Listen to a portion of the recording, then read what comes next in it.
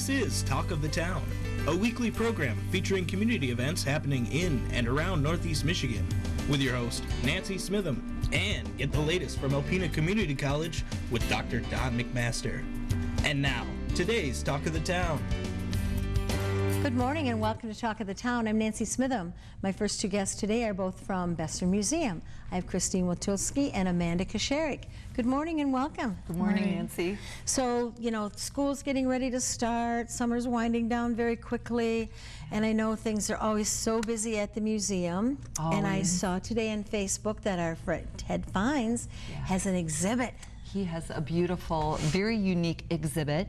He has a collection of his photography that he calls like Urban Explorer. The name of it is Remnants.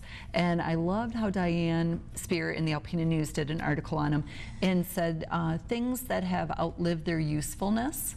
And so it's really interesting. He has, with some friends of his in the Detroit area mostly, let himself into some of these abandoned buildings. He said he never broke into anything. He just let himself into things. Didn't arrange or touch anything and just captured what he saw. And it is just so interesting. It's like the empty spaces, and yet you feel the presence of those who would have used that space in the day. There's schools, there's offices, there's churches, homes. And the inanimate objects like doors or doorknobs or old pieces of metal and steel that he takes pictures of. And I think, wow, I didn't even, I would see that and walk right past it. But in his picture, I look at it and I try to pick it out and I think, oh my goodness, that's amazing. Yeah, it's really unique, and even some abstract. He was talking about the composition and lines, and just to hear him talk is so fascinating. Yes. And so I'm really excited to say that he is going to do a public presentation on Sunday, August 26th at 4 p.m. And that will be free and open to the public. And he will be talking about his experience, talking about some of the places that he was going into, what it was used for, if it's torn down now or renovated. He just has so much history. And we have a lot of people in northern Michigan that have moved up here from downstate, Yes. so they can really connect to the places that he has taken pictures of. So at this lecture also, or his presentation, he's going to be introducing his photography class. Oh. And so he is going to be offering a 6-week course, and it will be on Thursdays from 6 p.m. to 7:30 at the museum, and he's calling it Fundamentals of Photography, so basic digital photography. And so the cost is $120 a person, $110 if you're a museum member. And for 6 weeks, every Thursday, they'll be getting together and just learning everything that you need to know about your digital camera and taking photos. Wonderful. You know, I said I should probably take it because I have a digital photo or digital camera, and I really haven't learned how to use it yet. To be able to get that kind of experience in a lesson like that right here in Alpena, that's pretty wonderful. Yes, yeah, and he will be holding his courses in his gallery, and so you'll get the so Perfect. hopefully just call the Besser Museum for more information, or they can go online to bessermuseum.org. So that will all be August going into September. We're still doing our yoga.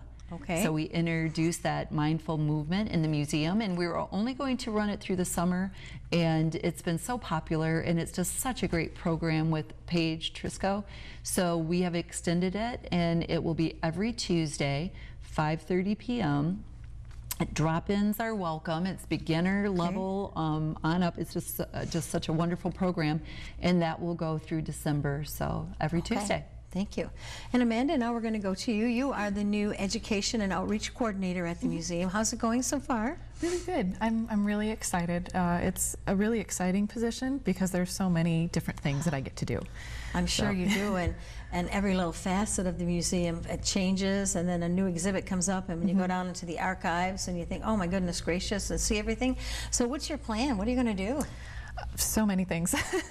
Well, right now we're starting talks about Fall Harvest Fossil Fest, so that's a big part of what I'm going to be doing in the next couple, next month or so. October, It's right. coming up really soon. Yeah. So that's going to be coming up, and believe it or not, I mean, we've already started talking about Season of Light, which is in wow. November.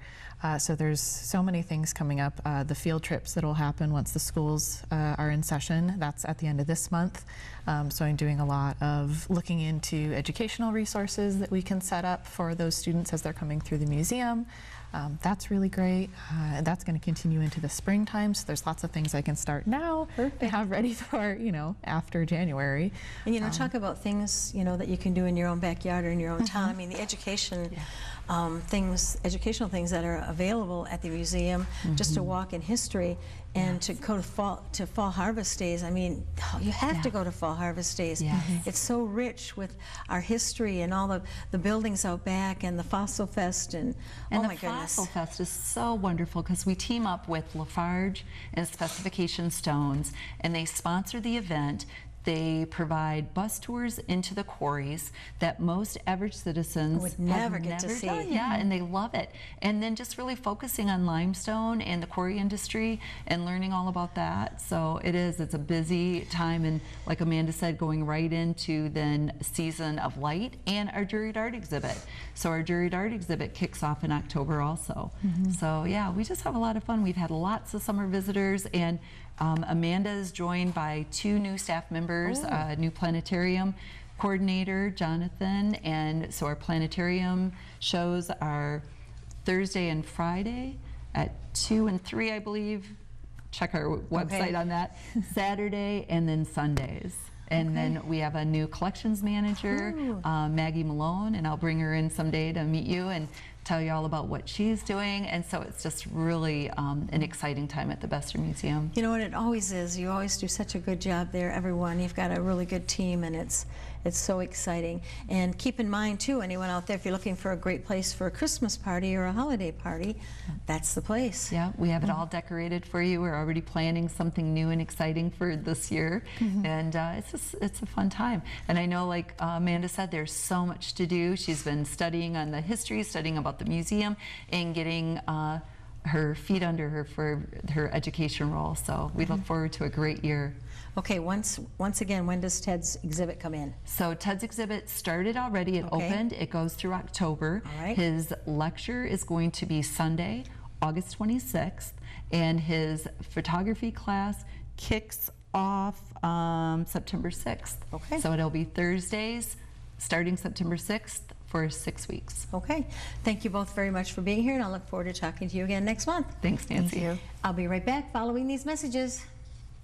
Hi, welcome back. My last guest today is my friend Stephanie Gandula from Thunder Bay National Marine Sanctuary. Hi, Steph. Hello, Nancy. You've had a crazy, crazy busy summer. It has been crazy. It's just every year it seems we get more and more people coming from further afield to experience the sanctuary and experience Alpena in Northeast Michigan, and it definitely has been a great summer so far. And you have some VIP people in town even as we speak. That's right, we do. We've got some folks, a lot of folks come visiting throughout the NOAA system. They hear about what the work we're doing here, and they hear about our community partners, and everybody wants to come and see it firsthand. And so we're thrilled to welcome those people and show them around.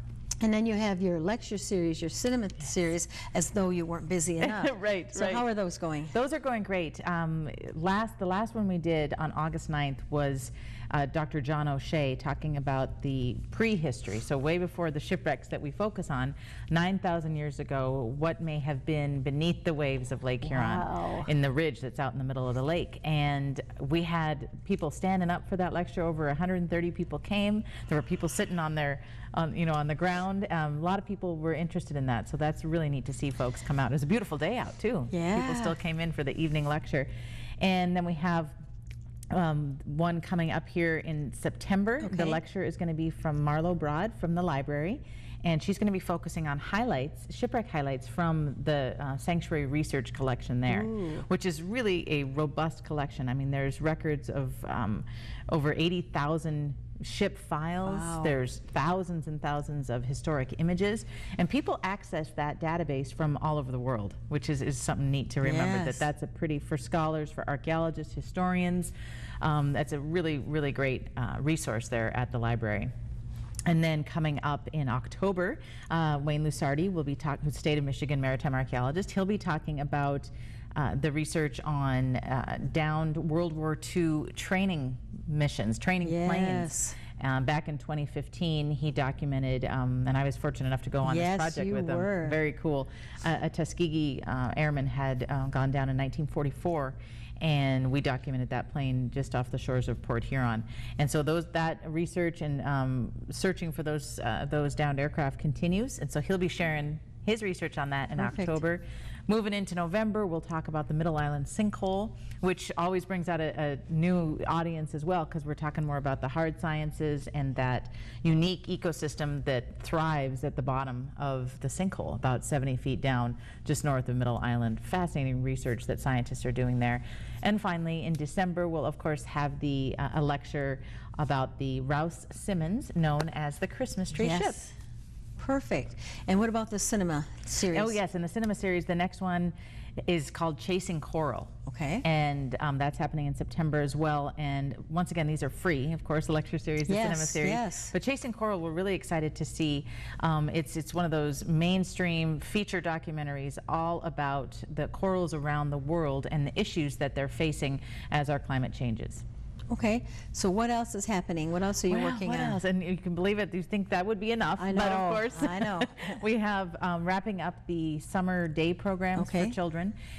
July and August has been packed full of day programs where they're exploring oceans, exploring underwater robotics, of course exploring shipwrecks. Really interactive, hands-on programs. There's a few left to sign up for in August. If you go to thunderbayfriends.org and check out the calendar. And then, of course, people are still, the warm weather, people are still getting into their sanctuary, whether it's snorkeling, paddling, using the mooring buoys to find these wrecks and access them. And, of course, the glass bottom boat is rolling 3 times a day. Saturday nights they're going out and for a sunset cruise at 7, which is always lovely. I forget how much fun that cruise is. Of course, I've been out many times, and there's so many different themed cruises you could do. We did a sunrise one not too long ago, which if you can get up early, that was absolutely beautiful to see the sunrise over Thunder Bay. I bet. Really lovely. So there's always, and the visitor center too, you don't have to go out on the glass bottom boat and be tied to a schedule. Just drop on by anytime. We have the store's got lots of new merchandise. We have fresh coffee in the store as well. And popcorn. And popcorn, that's right. So it's it's a great place to stop, cool off in the theater and watch a film, free and open year round. So we love to see people just drop by.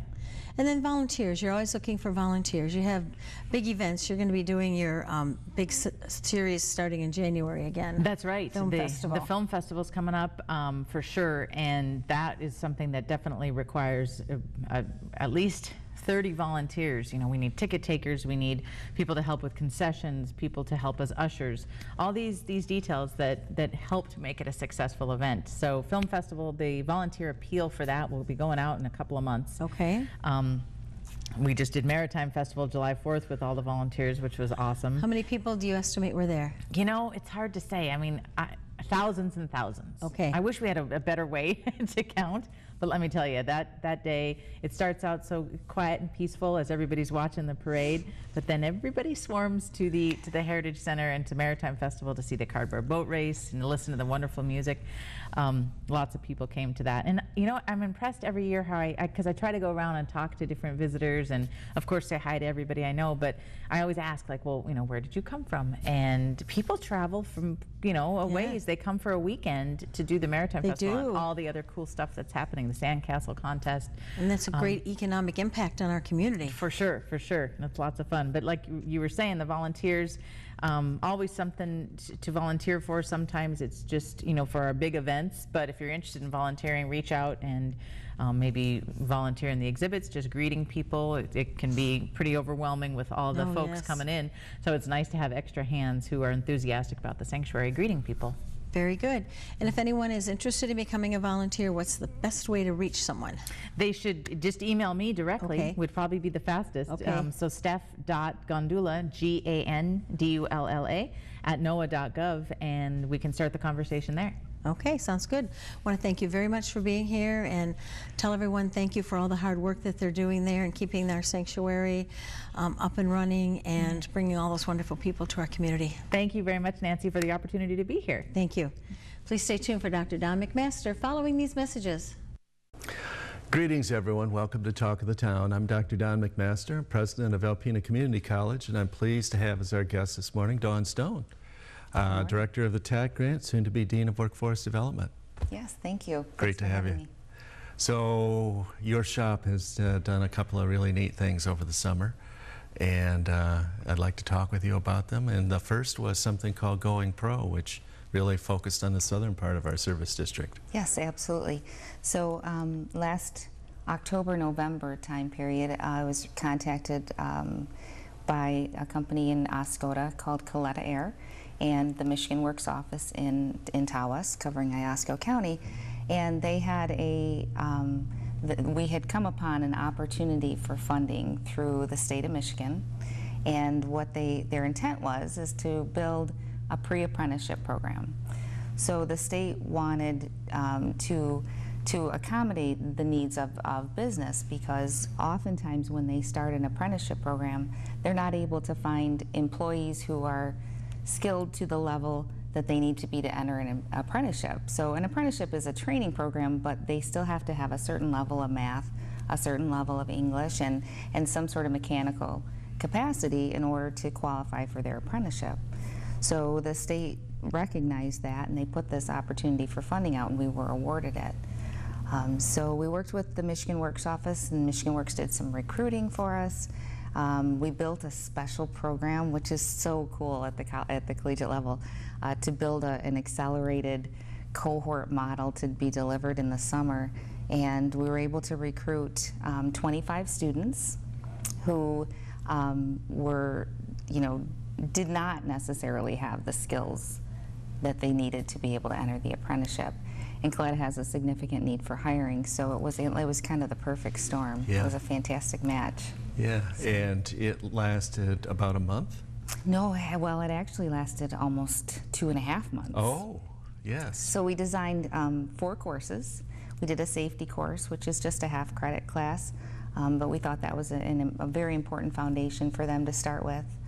We did an English class, which was an applied communications class. So it wasn't your traditional, reading novels and writing essays. It wasn't grammar. It was not. Well, actually, the instructor is she's very focused on making sure people can speak and write correctly. So Yeah. they actually did a lot of grammar work, Good. which I think surprised some of the students. But and then we did a math class. We did tech math, which is not your traditional, college algebra or trigonometry. It's really, how do you measure and how do you figure out volume and area and those kind of things. So we did the math class, and then we did an industrial class, and really worked with Coletta to figure out what their industrial technology needs are and what we could do in a 3-credit time frame. And so our instructor, David Cummins, worked to figure out what their real needs are, and he went through a hydraulics and pneumatics kind of a course, and went through some tools and some systems and how do things work, and they took things apart and put them back together, and just those core mechanical skills is what he worked on. So so they made it through 8 weeks of class. They took a week off for the 4th of July, but other than that, they were in class all week. All day, All day, all all week. 5 days of the week. Yes. Wow. Yeah. Okay. So yeah, it was a pretty intense program. Luckily, the grant was able to pay the students a stipend so that it helped out with some of their mileage costs and housing costs, because it was very difficult, if not impossible, for many of them to work through this accelerated program. So they did that. And then at the end, Coletta did a second interview, because they did an interview at the front end.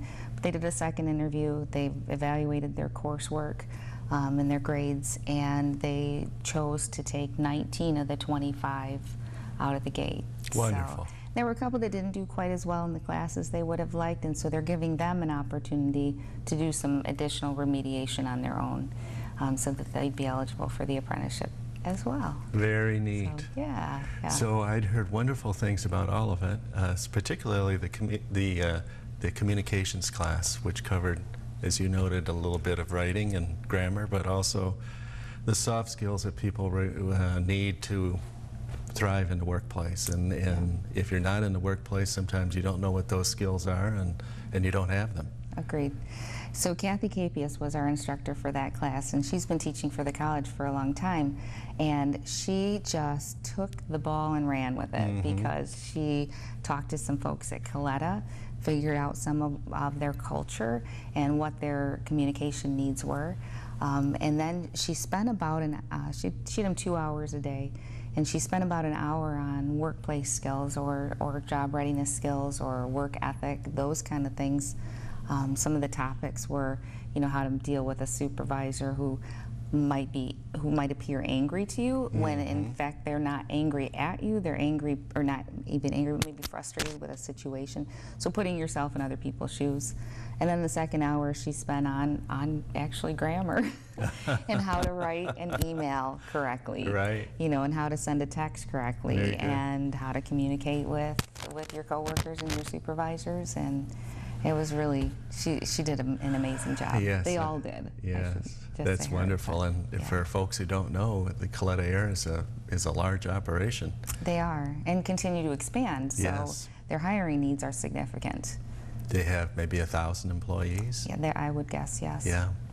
So we have about 45 seconds left. You recently got a safety grant from the state. We did. We were just awarded a grant from MIOSHA to deliver safety training, and our focus in that grant is manufacturing and construction. So we'll be delivering free training to area employers.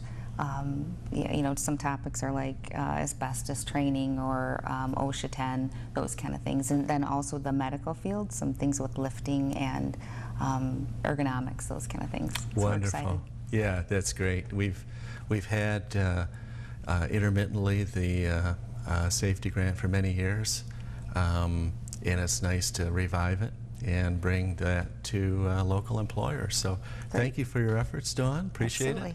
Thank you, folks, for watching Talk of the Town, and we'll see you again next week. This has been Talk of the Town with your host, Nancy Smitham and Dr. Don McMaster. For a list of community events taking place in Northeast Michigan, please visit our website at wbkb11.com and click on our community link. This has been a Thunder Bay Broadcasting Corporation production.